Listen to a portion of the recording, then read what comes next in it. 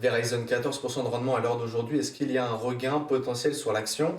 Est-ce que ça va être intéressant? On va s'y pencher là tout de suite aujourd'hui. Disclaimer avant de commencer cette vidéo, je ne suis pas conseiller financier, cette vidéo n'a pas pour but de vous placer un quelconque produit ou placement financier, elle a simplement un but analytique, je vous présente quantitativement et qualitativement une entreprise. Il y a eu un petit gain, donc là je vous le mets sur le mois par rapport à la dernière vidéo sur Verizon que j'ai faite qui date d'il y a à peu près un mois maintenant. Donc on a eu un petit gain ici, donc je pense que vous voyez ici.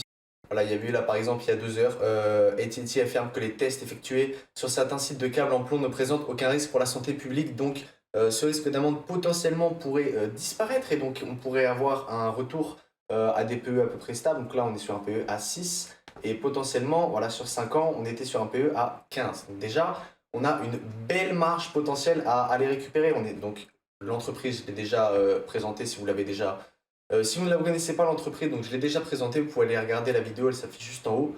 Au cas où on va faire un petit rapide tour sur l'entreprise. Donc qu'est-ce qui posait problème sur ce genre d'entreprise? C'était surtout la dette totale qui augmentait. Alors à l'heure actuelle, on sait donc ils essayent de la baisser, ils l'augmentent aussi parce qu'il y a des dépenses d'immobilisation.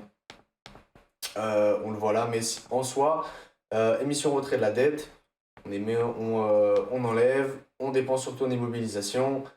Là, il y a pas mal de dépenses d'investissement, mais voilà, c'est vraiment immobilisation parce qu'on a besoin de faire tourner les actifs, rotation d'actifs, 70% des revenus. Donc, c'est pas une boîte incroyable, mais par contre, à l'heure actuelle, vous avez un très beau rendement du dividende. Donc, vous attendez pas une croissance énorme. On est sur des tout petits chiffres. Il va pas avoir de croissance du tout sur ce genre de business.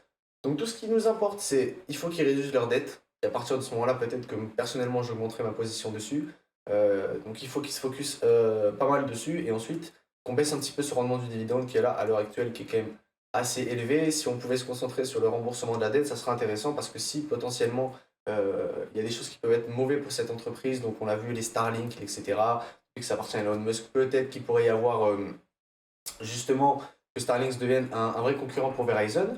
Là ensuite on nous a dit, donc là je suis sur Zone Bourse, les Carolina Panthers et Verizon annoncent un nouveau partenariat pour améliorer l'expérience des supporters. Donc là on a voilà un partenariat de réseau 5G, Wybrand à l'intérieur de Bank of America Stadium. Donc on a l'augmentation du réseau 5G en soi et donc on nous dit c'est là-dedans que va les dépenses d'immobilisation. Assez intéressant, donc on a la politique de Verizon qui continue, donc le but, c'est d'agrandir le parc. On a 75 sites au grand public aux États-Unis d'investissement 5G.